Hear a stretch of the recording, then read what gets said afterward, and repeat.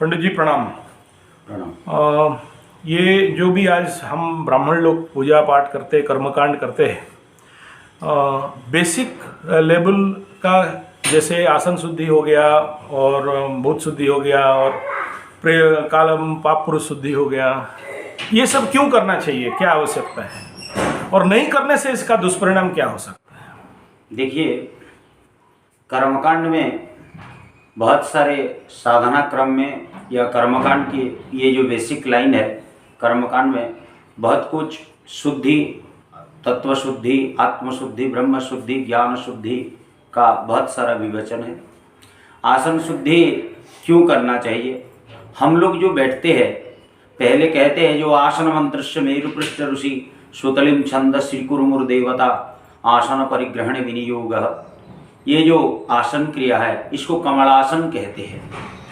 हम लोग किसी भी पूजन या किसी भी पूजा पाठ करने से पहले आसन शुद्धि करना बहुत ज़रूरी है, क्योंकि हम लोग भगवान का जो पूजन करते हैं उसमें शुद्धिकरण बहुत ज़रूरी है। जो बैठते हैं, हम लोग कंबल का आसन में बैठे या कुशासन में बैठे, उसी आसन में या व्याघ्र चर्मा में बैठे, उसी आसन में बैठकर अगर पूजन करने से हमारा मन की तन शक्ति जागरण क्रिया ये सब शुद्ध रहता है, मन पवित्र रहता है। इसीलिए आसन शुद्धि करना बहुत जरूरी है। द्वितीय बात है भूत शुद्धि। भूत शुद्धि किसको कहते हैं? भूत का शब्द का अर्थ है, अमरकोश शब्द विधान में भूत शब्द का अर्थ भूमि की शुद्धि की बात कहा गया है। तो भूमि की शुद्धि कैसे होगा? मन जो हमारा जैसा केंद्र बिंदु, त्राटक बिंदु, मणिकर्णिका से लेकर ब्रह्मनाड़ी पर्यंत जो भी क्रिया शक्ति रहता है, हम लोग बैठते हैं एक हृदयासन कमलासन में बैठकर, जिस प्रकार हम लोग भूत शुद्धि का प्रयास करते हैं उसी को भूत शुद्धि कहते हैं। भूत शुद्धि करने से मनुष्य की नाभि चक्र से लेकर आत्मचक्र तक हृदयालंबिनी जो भगवती क्रियाचक्रिणी बोल के एक कुंडलिनी है, उसी को जागरण करने के लिए भूत शुद्धि करना बहुत जरूरी है। और हर प्रकार के सभी ब्राह्मण या पंडित वर्ग में हम लोग ये कहना चाहते हैं कि सभी भूत शुद्धि करना आवश्यक है। किसी भी प्रकार की पूजन पाठ करे, भूत शुद्धि जरूरी करे। और दूसरा बात ये है कि भूत शुद्धि भी 4 प्रकार की है। क्या है? देखिए, अगर कोई सात्विक लाइन में अगर सत्यनारायण का कथा करवा रहा है या किसी भी रुद्राभिषेक शिव का अभिषेक करवा रहा है, उस समय वो लोग भूत शुद्धि मंत्रस्य शरीरात्म ऋषि पुरुष प्रकृति शत्रुर देवता इस प्रकार से जो करते हैं। लेकिन तंत्रोक्त लाइन में ये दूसरी की लाइन हो गया। तंत्रोक्त लाइन में क्या है? भूत शुद्धि मंत्रस्य ब्रह्मजावित ऋषि तरुणी देवता कादंबरी शक्ति वनस्पति वृक्षर्थे भूतशुद्ध्यर्थ विनियोग। भूतशुद्धि में एक लिखा है इस श्लोक का, गमागमस्तम गमनादिशून्यम अचिंत्य रूपम परमं पवित्रम। गमागमस्तम गमनादिशून्यम, जो गम से, जो शरीर की अंतरात्मा से लेकर जो शुद्धिकरण रक्त क्रिया स्नायु से लेकर जिसका गमस्तम सब अंतरंग शुद्धि होता है उसको भूत शुद्धि कहते हैं। गमागमस्तम गमनादि शून्यम अचिंत्य रूपम परमं पवित्रम। परमात्मा की जो अचिंत्य शक्ति, आत्मा का चिंतन शक्ति जो है वो पवित्र होता है, इसलिए भूत शुद्धि करना बहुत जरूरी है। प्राण प्रतिष्ठा किसको कहते हैं?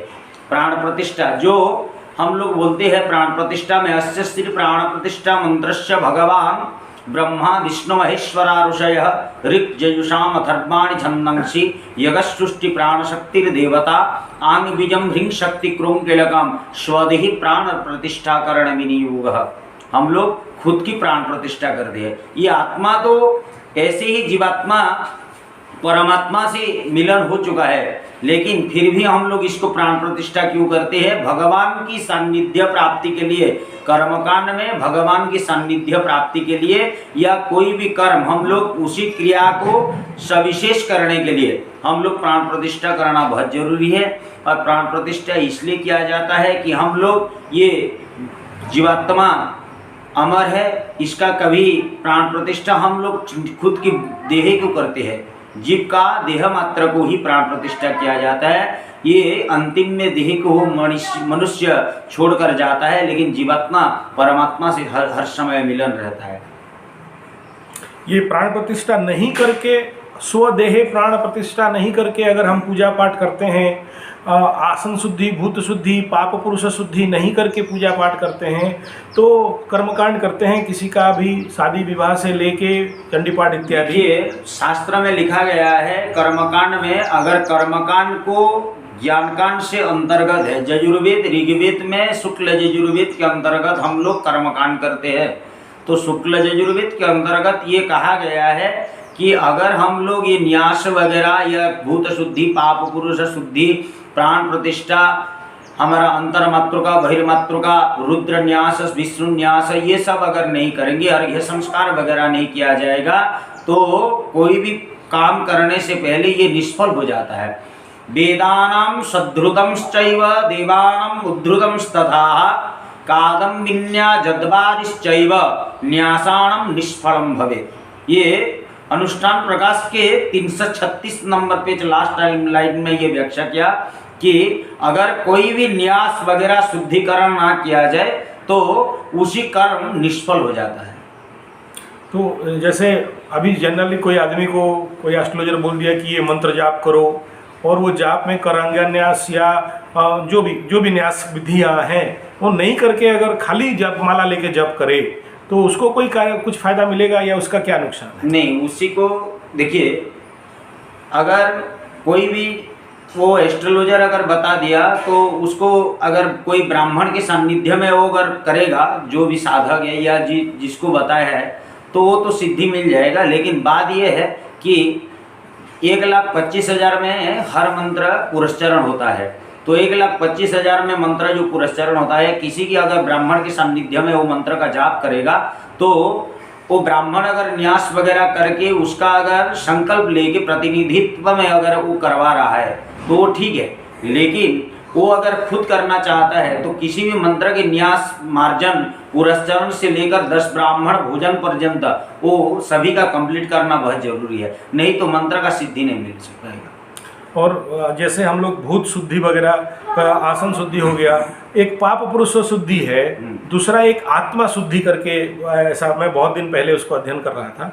तो ये दोनों शुद्धि का आवश्यकता कितना है और नहीं करने से इसका जीवन में क्या इफेक्ट आता है? देखिए, पाप पुरुष शुद्धि जो है, हम लोग पहले हर पूजन या हर अनुष्ठान या हर यज्ञ में हम लोग पहले काया शुद्धि करवाते हैं।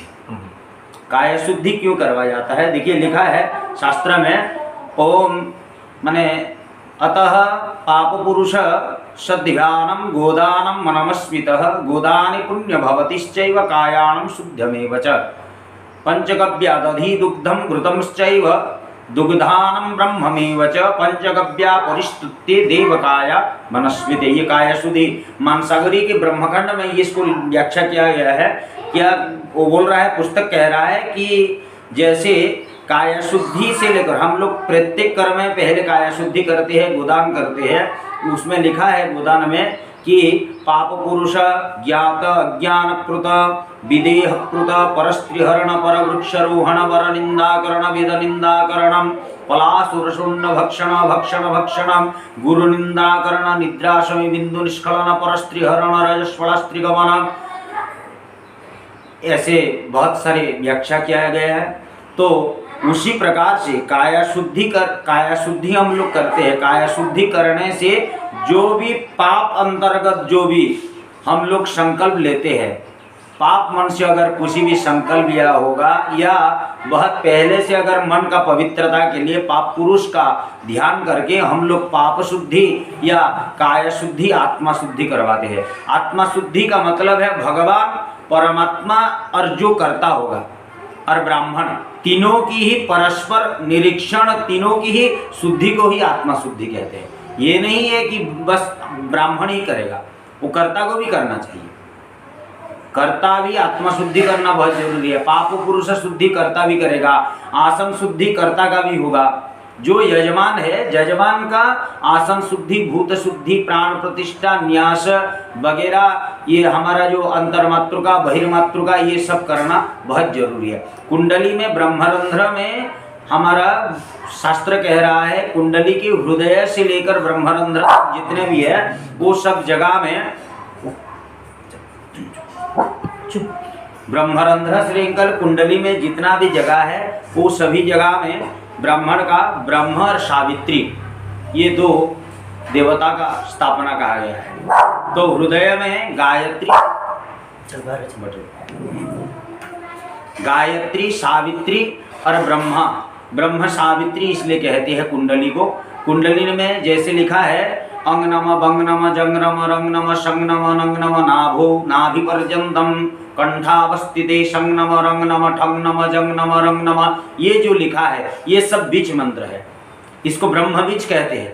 जैसे चंडिका सिद्धकुंजिका नाम की एक स्तोत्र है उसी में मंत्र दिया गया है ओम ऐं ह्रीं क्लीं चामुंडाय विच्चे ओम ग्लूम हुम क्लीं जुम सह ज्वालाय ज्वालाय ज्वल जल प्रज्वल प्रज्वल ऐं ह्रीं क्लीं चामुंडाय विच्चे ज्वलम हम संलंघ्यं पट स्वाहा। इसी मंत्र को इस मंत्र में कहा गया है सप्तशती विन्यास बोल के एक पुस्तक है उसी में लिखा गया है, मैं बहुत दिन से पहले पढ़ा था उसको, कि ऐं ह्रीं क्लीं चामुंडे विच्चे ये ब्रह्म नवान्न बीजाक्षरी मंत्र कहा गया है इसको। इसी बीज मंत्र में संसार समाया हुआ है।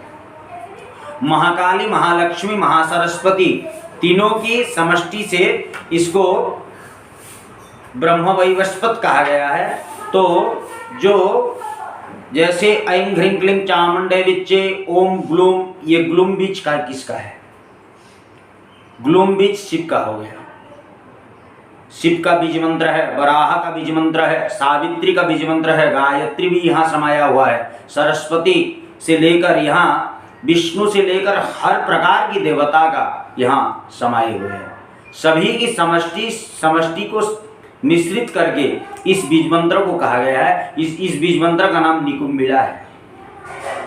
ये मेघनाथ ने साधना कर रहे थे। इसको अगर सिद्धि, ये 1008 में पुरस्चरण होता है। ये लिखा है चंद्र ग्रहण के समय हमारे गले भर पानी में अगर डूब लगाकर कोई अगर साधना करे शाम के समय तो ये मंत्र पुरस्चरण या सिद्धि होता है 1008 में।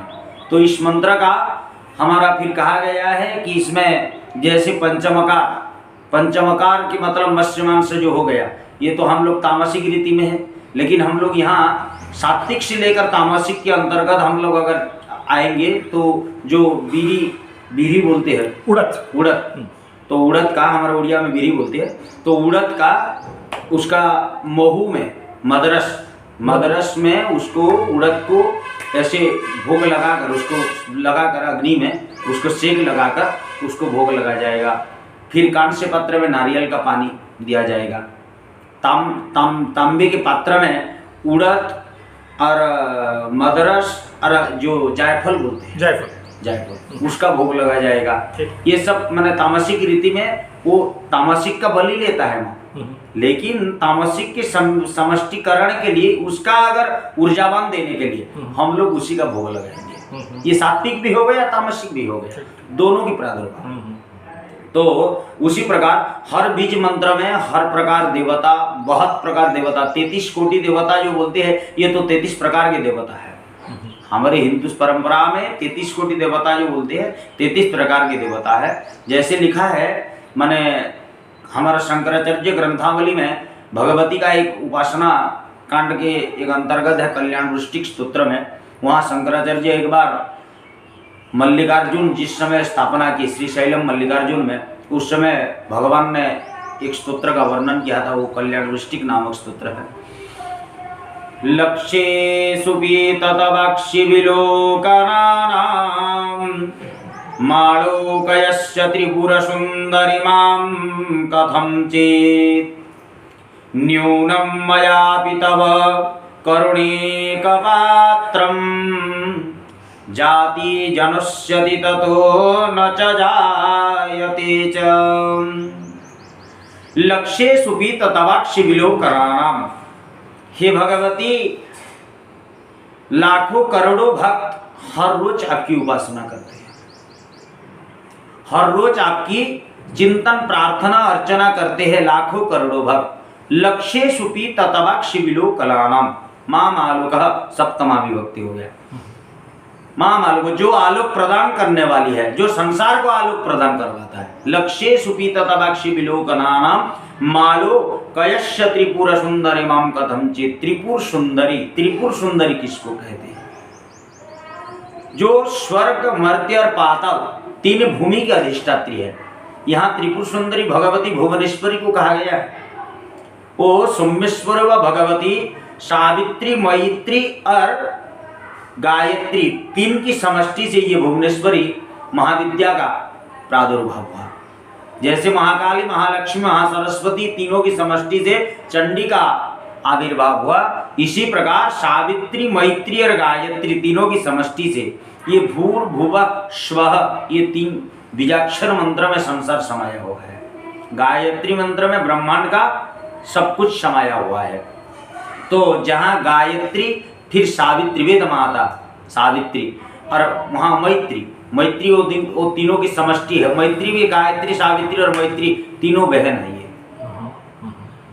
तो जैसे तीनों की समष्टि से भुवनेश्वरी त्रिपुर सुंदरी माम कथमचित, जो तीन पूर की अधिष्ठात्री देवी है, जिसके समान और सुंदर संसार में कोई नहीं है। त्रिपुर सुंदरी माम कथमचित न्यूनम मयापि तव करुणैक पात्रम।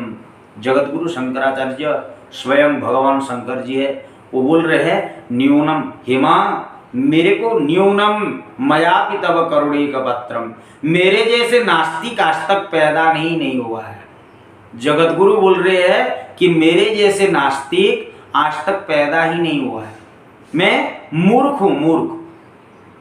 आजकल के पंडित ब्राह्मण लोग बोल रहे हैं जैसे 2-4 त्र्यंबक मंत्र या तद विष्णु परम पदम या गंधद्वारम या कोई वर्ण पूजा, संकल्प मातृ पूजा कर लेने से कोई विख्यात पंडित नहीं होता है। अब ज्ञान का जहां शंकराचार्य जैसे व्यक्ति जो जगत गुरु है, संसार की जो स्वयं शंकर के स्वरूप है, वो बोल रहे हैं कि मेरे जैसे मूर्ख आज तक पैदा ही नहीं हुआ है।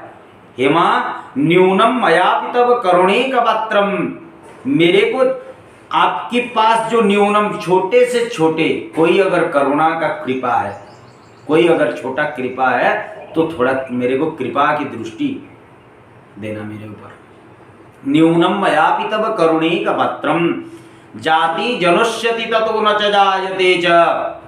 संसार में करोड़ों लाखों भक्त आपकी अर्चना करते हैं, उसी भक्तों के बीच हे भगवती मैं एक मूर्ख हूं, मैं एक नास्तिक हूं। मेरे जैसे नास्तिक या अभक्त, मेरे जैसे भक्तिहीन कोई आज तक पैदा ही नहीं हुआ है। मैं स्वयं शंकराचार्य, मैं खुद को मूर्ख घोषणा करता हूं। डिक्लेयर में वो मूर्ख ही बोले हैं उस श्लोक में। तो बोल रहे हैं जाति जनुष्यति ततो न च जायते च। जैसे 1 साल का बच्चा अपनी माँ को दूध पिलाने के लिए नहीं बोलता, वो अबोध रहता है, उसी प्रकार माँ खुद आकर अगर स्तन्यपान जैसे बच्चा को करवाता है, वो बोल रही है जाति जनुष्यति ततो न च जायते च। हे माँ मैं उसी 1 साल का बच्चा हूँ, आपके सामने हर समय उसी 1 साल का बच्चा की जैसा रहना चाहता हूँ। मेरे पास ज्ञान की कुछ भी कोई भी समष्टि भी नहीं है। मैं ज्ञान अज्ञान हूँ, मैं अबोध हूँ, मैं मूर्ख हूँ। हम लोग को हमेशा चंडी में जैसे लिखा शरणागत दीनार्थ परित्राण परायणे सर्वस्यार्थ हरि देवी नारायणी नमस्तुति। शरणापन्न भाव हमेशा ब्राह्मण के अंतर्गत रहना चाहिए। ब्राह्मण जैसे यह ब्रह्म जानाति इति ही ब्राह्मण, जो ब्रह्म शब्द का अर्थ जानता है उसको ब्राह्मण कहते हैं। जो ब्रह्म का पालन करता है उसको ब्राह्मण कहते हैं। ब्रह्म की शब्द का अर्थ सत्य भी है, जो सत्य का आचरण करता है उसको ब्राह्मण कहते हैं। हम लोग त्रिसंध्या करना चाहिए, त्रिसंध्या उपासना करना चाहिए, हम लोग वेद का अध्ययन करना चाहिए, हम लोग प्रार्थना अर्चना जाप ये वगैरह करना चाहिए, नित्य नैमित्य का हवन करना चाहिए। कुछ तो हवन गायत्री का ब्राह्मण लोग कम से कम 10 बार ही गायत्री जाप कीजिए, कम से कम 10 बार कीजिए, नहीं तो हो सकते तो 108 जरूर जाप कीजिए, 1008 करना चाहिए। लिखा है गायत्री उपासना में 1008, 108 या 10 बार गायत्री जाप करना चाहिए, यज्ञोपवीत का नष्ट हो जाता है। अगर ब्राह्मण अगर गायत्री जाप नहीं करेगा तो यज्ञोपवीत नष्ट हो जाता है। ब्राह्मण नित्य उपासना करना चाहिए, प्रातः समय वो माने शयन से उठकर स्नान वगैरह करके भगवान का अर्चन हवन वगैरह करना चाहिए। त्रिसंध्या नहीं हो सकते तो द्वय संध्या करना चाहिए, 2 संध्या करे, 2 उपासना करे कम से कम भगवान का। ब्राह्मण हमेशा सत्य का आचरण करे, यजमान की कल्याण हमेशा चिंतन करे, विश्व की कल्याण चिंतन करे। वो हमेशा यजमान और विश्व का कल्याण, और ब्राह्मण को पांडित्य ऐसा होना चाहिए। पंडित्य, पंडित किसको कहते हैं? पांडा अंतर्गतः यत् शब्देः तत् श्री पंडित्य। पांडा, ये पांडा कौन है? ये पांडा शब्द का अर्थ है बहुत सालों पहले मोहनजोदारो हड़प्पा सभ्यता जब चल रहा था, उसी समय पांडा नाम की एक जाति थी। जो पांडा जाति थे उसी से ही पांडित्य का समष्टि हुआ है। वो जो चाणक्य सिद्धांत दर्पण से लेकर ये सब जो भी वशिष्ठ संहिता, भृगु संहिता में जो भी व्याख्या किया गया, चाणक्य से ही पांडित्य का उद्धृत हुआ है। पंडित चाणक्य जो बोलते थे, तो पांडा शब्द से ही पांडा जस्य अंतर्गतः इति ही पंडित, जो पांडा शब्द से ही पंडित का ये हुआ है। ऐसा नहीं है कि ब्राह्मण ही पंडित होता है, हर प्रकार के लोग पंडित हैं। जो ज्ञानी है, ज्ञानी नाम अभिचेतंसी देवी भगवती हिसाबलाद कृष्ण मोहाय महामाय प्रच्छति। जो ज्ञान के अधीन हो गए वो पंडित है। लेकिन ब्राह्मण कौन है? नहीं, ब्राह्मण ये है तो क्या है? देवाधीनम जगत सर्वम मंत्राधीनम च देवता ते मंत्रा ब्रह्मणाधीनम तस्मात् ब्राह्मण उच्यते। देवाधीनम, ये सारा संसार देवता के अधीन में है। देवाधीनम जगत सर्वम मंत्राधीनम च देवता, मंत्र के अधीन में देवता है। ते मंत्र ब्राह्मणाधीनम, ब्राह्मण के अंतर्गत, उसी मंत्र ब्राह्मण के अंतर्गत है, उसके अधीन में है, इसलिए ब्राह्मण सर्वश्रेष्ठ माना गया है। ब्राह्मणस्य मुखम आसीत् बाहुराजन्यग्रतः तदस्य जदवश्यम पतिभ्याम सुदृढ़यायत। ब्राह्मण भगवान नारायण पुरुष के मुख में वो निकला है, इसलिए ब्राह्मण को श्रेष्ठ माना गया है। ब्राह्मणस्य मुखम आसीत् बाहुराजन्यग्रतः, बाहु में क्षत्रिय निकल गए। गुरु तदस्य जदवश्यम, गुरु में नाभि से वैश्य का और पाद से भगवान शूद्र का वर्णन हुआ है। जात पात का जो भेद भाव भी है, देखिए जैसे ब्राह्मण लोग बोल रहे हैं ये झाड़वा है, ये उड़िया है, ये जैसे हमारा ब्राह्मण में जो समष्टि रखे है, ये दक्षिणात्य है, ये पूर्व, ये ठीक है। ब्राह्मण का समष्टि, ब्राह्मण एक स्पेशल जात है। ब्राह्मण का ब्राह्मण ही ब्राह्मण है, ब्राह्मण का कोई ऐसा भेदभाव नहीं। ये सब लोकाचार प्रथा में चल रहा है। ब्राह्मण जो वेदानं ध्यायन्ति परमाश्रितं च वेदव्रतानं भवति कृतास्त्यं तद ब्रह्मरागे भवति स्मरन्ति तद ब्राह्मणानां वेदः उच्यते। यजुर्वेद से लेकर ऋग्वेद, ऋग्वेद से लेकर अथर्व साम, जो 4 वेद है, 4 वेद के समष्टि से लेकर ये व्याख्या किया गया है। ये पुस्तक का नाम है कल्पद्रुमाध्याय बोल के एक पुस्तक है, बहुत दिन से पढ़े थे। उसी पुस्तक में इसका व्याख्या किया गया है कि ब्राह्मण वेद की अधिकारी है। वेदौ उद्धृन्तश्चैवाणं ब्राह्मणं ब्रह्मदेवचः। वेद के अंतर्गत ब्राह्मण हर प्रकार की कल्याण करना चाहिए, वेद का नित्य नैमित्य का अध्ययन करना चाहिए। कोई भी ब्राह्मण अगर कोई जप कर रहा है तो वो भी सर्विस करने के बाद भी वो कुछ अध्ययन कर सकता है, कोई दिक्कत नहीं है। ब्राह्मण हर समय उपासना करे, ब्राह्मण हर समय विश्व का कल्याण करे। हमारा जो ब्राह्मण को अगर कोई प्रणाम महाराज बोलते हैं, प्रणाम पंडित जी जैसे बोलते हैं, तो ब्राह्मण बोल रहे हैं नहीं कल्याण, खुश रहो, आयुष्मान भव, दीर्घायु, यशस्वी भव। अरे बाप, तुम पहले अगर तुम खुद की अगर उपासना ना करोगे या तुम सिद्धि नहीं डालोगे खुद के शरीर में, तो तुम दूसरा का कल्याण कैसे कर सकोगे? किसी को दीर्घायु का आशीर्वाद दे रहे हो तुम, खुद पहले तुम किसी के आयुष को रक्षा करने के लिए खुद पहले उपासना करो, फिर तुम बांटोगे। बहुत जरूरी है कि तुम पहले साधना करना। कुछ भी अगर ना हो सके तो गायत्री मंत्र जरूर जाप किया करें। गायत्री जप करना जरूर क्या करे। ओम नमः शिवाय शिव पंचाक्षरी मंत्र का भी जप निरंतर क्या करे। इस शिव पंचाक्षरी मंत्र में शिवारणव रुद्रजामुल तंत्र विधान में बताया गया है कि शिव पंचाक्षरी मंत्र ये इसका पुरस्चरण विधान भी नहीं है। कोई चाहे तो 1,25,000 में इसका पुरस्चरण कर सकता है, कोई दिक्कत नहीं है। लेकिन ये अगर कोई लघु शंका गुरु शंका या चलते फिरते हर समय इसका मंत्र का जाप किया, ये इतना माने पावरफुल मंत्र है। तो इसको अगर कोई भी जाप करने से, निरंतर जाप करने से ये शिव की स्वरूप हो जाता है। अहम शिवस्मि लिखा है ना, भगवती ने दिव्या अथर्व शीर्ष में लिखा है, मत्त प्रकृति पुरुषात्मकम जगत शून्यम च शून्यम च। मत मेरे से प्रकृति और पुरुष दोनों की ही आविर्भाव हुआ है।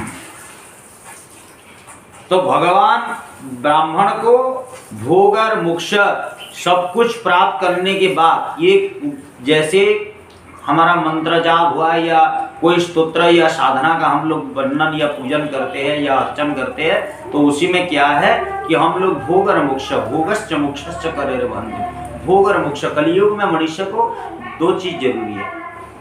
वो बोल रहा है कि मेरे को पहले जितना दिन तक रहूंगा दुनिया में, तो मेरे को सुख समृद्धि ऐश्वर्य चाहिए। और फिर बोल रहा है कि मेरे को मरने के बाद विष्णु लोक प्राप्ति भी होना चाहिए। तो दोनों कैसे हो पाएगा? तो बोल रहा है इसीलिए कृष्णस्तु कालिका देवी काली कृष्णम स्वरूपिणी कलियुग कलो काली कलिनंदन हेतवि कलि जागृति गोपाल काली जागृति कालिका।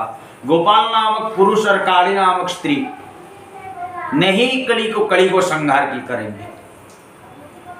लिखा है जैसे हमारा वर्णावली, वर्ण शास्त्र या वर्णावली में शास्त्रोक्त अंतर्गत जो भी वेद शास्त्र है या जैसे है, जैसे देखिए एकेव शक्ति परमेश्वरस्य भिन्ना वदन्ति व्यवहार काले। लिखा है भोगे च विष्णुर्भवे भवानी समरे तु दुर्गा प्रलये तु काली। एकेव शक्ति, जो सत्यनारायण का कथा करवाते हैं उस टाइम भगवान सत्यनारायण हो जाते हैं। शिव का अगर अर्चन करोगे तो भगवान शिव शंकर हो गए। अगर कोई किसी यज्ञ कर विष्णु यज्ञ कर रहा है तो वहां विष्णु हो गए, कहाँ राम हो गए। ये भिन्न भिन्न भी भिन्ना वदंती व्यवहार काले, ये व्यवहार के समय में भिन्न हो जाते हैं। लेकिन भोगे च विष्णु भवे भवानी, भोग के समय विष्णु, भोगे च विष्णु भवे भवानी, जहाँ भव सागर से तरने के लिए भवानी को ही अंतर स्मरण करना चाहिए। जहाँ दुनिया में किसी को कुछ नहीं दिखता, अंतर लास्ट मोमेंट तो पहुँचता है तो बोलता है कि एक शब्द तो जरूर निकलता है मुंह में, हे माँ। ये माँ शब्द का अर्थ समझना बहुत मुश्किल है, बहुत मुश्किल, बहुत बड़ी बात है। जहाँ गर्भांड भंडोदरी, जो संसार को गर्भ में धारण करता है। नवरात्रि के चतुर्थ दिवस में कुष्मांडा बोल के एक देवी का पूजन होता है। कु शब्द का अर्थ है संसार का सभी जो दुष्परिणाम या खराब शक्ति है, जो अच्छा वाला नहीं है, जो बुरा शक्ति है, उसको कु कहते हैं, नेगेटिव एनर्जी। हाँ, नेगेटिव एनर्जी। स्मांडा, स्मांडा शब्द का अर्थ है जो अंडा, जो ब्रह्मांड का जो ब्रह्मांड है, जो स्मांडा शब्द का अर्थ है ब्रह्मांड। तो नेगेटिव एनर्जी को खुद ग्रहण करके जो पॉजिटिव एनर्जी दे रहा है उसको कुष्मांडा कहते हैं। गर्भांड भंडोदरी, संसार को अपनी गर्भ में धारण करता है। वो कितना महान है भगवती का। माँ शब्द का अर्थ वर्णन करना बहुत मुश्किल है। तो फिर यहाँ लिखा है भोगे च विष्णुर भवे भवानी समरे तु दुर्गा प्रलये तु काली। दुर्गा बोल के कोई देवी नहीं है संसार में, जो दुर्गा पूजन वगैरह बोलते हैं, ऐसा कोई नहीं है। जो दुक्ष, यह दुक्ष मोचनी इति ही दुर्गा, यो दुर्गति नाशिनी इति ही दुर्गा। जो दुख को दूर करता है, जो दुख को, संकट को दूर करता है, जो सारा संसार को समष्टि का जो भी है, जो जितना भी प्रॉब्लम सॉल्व करता है, जो भगवान, जो भी माँ, ऐसा जो दुर्गा बोलते हैं, जो संसार का दुख को नाश करता है उसको दुर्गा कहते हैं। तो दुर्गा शब्द का भोगे च विष्णुर भवे भवानी समरे तु दुर्गा, समरे तु दुर्गा प्रलये तु काली। जहाँ संसार का फिर प्रलय का विनाश का समय है, या यहाँ आज यूक्रेन का युद्ध हो रहा है, तो इस समय के बाद है जो जैसा प्रलय आएगा उसी समय काली ही एक देवी है जो ठीक कर पाएगा इस संसार। काल, काली शब्द का अर्थ जो महाकाल का पत्नी है। यस्य काल स्वरूपिणी इति ही काली, जो स्वयं काल है। जहाँ काल शब्द का अर्थ है जो जम को भी बोलते हैं, धर्मराज को भी बोलते हैं, मृत्यु को भी काल कहते हैं। जो मृत्यु से मृत, देखिए जैसे अमृतेश्वर महादेव, अमृतेश्वर महादेव की पत्नी तो अमृतेश्वरी ही होगी ना जरूर। तो ये अमृतेश्वरी स्वयं भगवती काली है। इसका 8 स्वरूप है। ये शांत काली भी है, गुह्य काली भी है, चंड काली, श्मशान काली, ब्रह्म काली है। ये सब बहुत प्रकार, दक्षिण काली से लेकर भद्रकाली, रुद्रकाली, बहुत प्रकार की काली है। काली काली जैसे लोग कहते हैं कि जो बहुत उग्र स्वरूप है, माँ स्वयं उग्र स्वरूप है। लिखा है इसका, विवर्णा चंचला दुष्टा घोरा निमग्ना रक्तनयना नादा पुरितो दिग्मुखा विवस्त्रा श्मशान लया मुक्त केसी। लिखा है ना, वो विवस्त्रा है, श्मशान में लया मुक्त केसी है। तो इस प्रकार जो संसार में एक चीज मैं आपको कहना जरूरी समझता हूँ, जो चीज बहुत उग्रता और प्रखर दिखता है उसका हृदय बहुत कोमल होता है। बहुत उसका हृदय बहुत कोमल होता है। जो काली है उसके जैसे करुणामयी और उसका जैसे भगवती उदार हृदय वाला आज तक कोई नहीं है।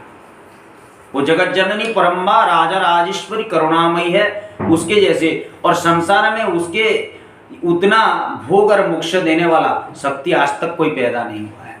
वो काली ही दे सकता है। तो जो दिखता है उसको मत समझना चाहिए कि ये उग्र है। संसार में कोई अगर जाकर उसके सामने अगर माथा टेक लेगा, ये लिखा है ना, इसलिए जत्रस्ति भोग नहिस्तत्र मोक्ष, यत्रस्ति मोक्ष नहिस्तत्र भोग, श्री सुंदरी पाद पद्म तत्पराणम भोगश्च मोक्षश्च करैर्बन्धिम। जगन्नाथ श्री क्षेत्र धाम में एक भक्त गला गया और बोल रहा है कि जत्रस्ति भोग नहिस्तत्र मोक्ष, ये भगवान मेरे को संसार में जब तक जीवित रहूंगा मेरे को मोक्ष और भोग दोनों चाहिए। तो बोल रहे हैं जगन्नाथ, स्वयं विष्णु बोल रहे हैं कि मैं मोक्ष की देवता हूं, मैं भोग की देवता नहीं हूं।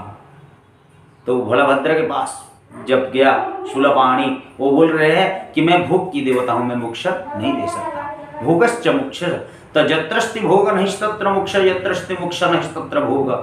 फिर सुदर्शन बोल रहा है, बड़ा रूप सुदर्शन मोती गिरा है, बोल रहा है श्री सुंदरी पाद पद्म तत्पराणम। बीच में एक सुंदर स्त्री बैठा है, पाद पद्म तत्पराणम, जो पद्म मंडल में बैठा है भगवती स्वयं सुभद्रा। भोगश्च मोक्षश्च करैर्बन्धिम, जगन्नाथ के एक हाथ में, उसका सुभद्रा जी के तो हाथ ही नहीं है, तो एक जगन्नाथ जी की हाथ है और एक बलभद्र जी की हाथ है। तो एक मोक्ष के और भोग के देवता हो गए। तो जब भक्त ने प्रणाम किया तो माँ बोला कि भोगश्च मोक्षश्च करैर्बन्धिम, जाओ तुम संसार में जब तक जीवित रहोगे मैं ही एक देवता हूं जो भोग और मोक्ष दे सकता हूं। ये काली बिना कोई ऐसा देवी नहीं है या ऐसा नहीं है, ये माँ के बिना जो भोग और मोक्ष दे सकता है। संसार में कोई भी देवता नहीं है कि जो भोग और मोक्ष देंगे। और काली शब्द का अर्थ तो व्याख्या करना मुश्किल है, क्योंकि जैसे मलुक पीठाधीश्वर राजेंद्र दास महाराज ने काली शब्द का नवरात्रि के अवसर पर 9 दिन का व्याख्या किए थे काली शब्द का। काली कंकाल वर्णानम कालानम कालमस्त्रितः यत्काले पाप विनश्यतंश्चैव काली उद्धृतमेव च वैरिं संहारकारिणीं भगवती काले कालक्लदास्मिते यत्काली पापनाशिनींश्चैव कालमद्धृतमेव च। मैं स्वयं काल हूँ। श्लोक कह रहा है मैं स्वयं काल हूँ, मैं ही काली हूँ। मैं महाकाल की पत्नी होने के कारण ही मैं काली हूँ।